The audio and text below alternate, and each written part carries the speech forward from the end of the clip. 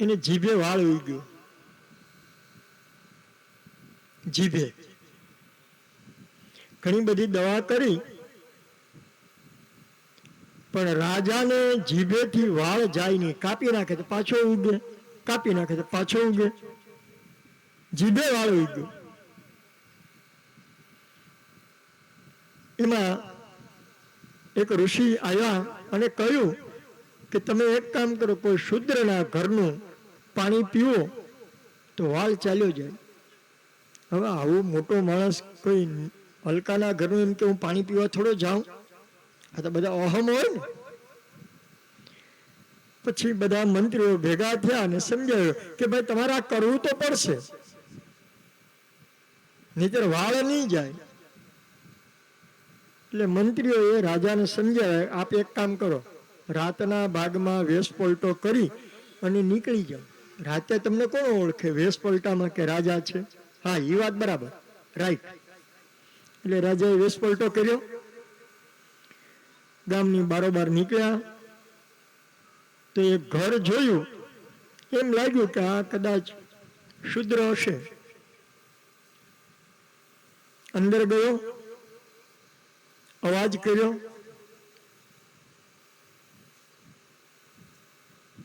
બહાર આવ્યા. શું બોલો? બોલે કઈ નહીં, પાણી પીવું છે, આપશો બેન? હા હા આપીએ પાણી, શું કામ ના આપીએ? હવે બેનને ખબર નથી કે આ અમારો રાજા છે, કારણ કે વેશ પલટો હતો, ખબર ના પડી. બેને પાણી લઈ આવ્યું, આપ્યું અને પીધું.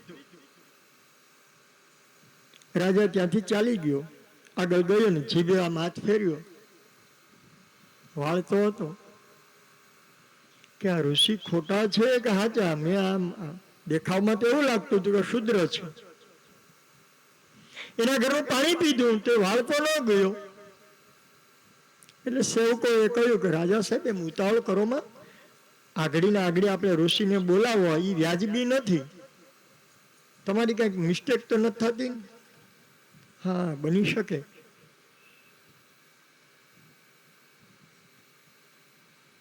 બીજા દિવસે ફરી પાછો વેશ પલટો કરીને ગયા અને એ સમયે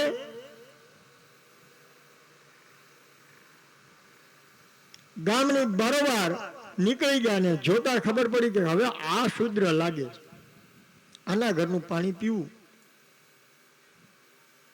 અંદર ગયા, ફરી પાણી માંગ્યું, પાણી આવ્યું, રાજાએ પાણી પીધું અને જ્યાં બહાર ગયા જીભે હાથ ફેર્યો તો વાળ વયો ગયો.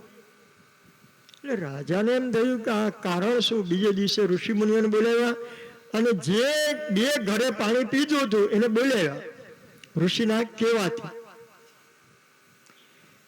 એટલે જે પેલા ઘરે પાણી પીધું એને પૂછ્યું તમે કેવા છો? તો કે બ્રાહ્મણ છીએ. ઋષિએ તો એવું કહેલું કે શુદ્રના ઘરનું પાણી પીવું તો વાળ વયો જાય, આ તો બ્રાહ્મણના ઘરનું પાણી તો વાળ તો ગયો.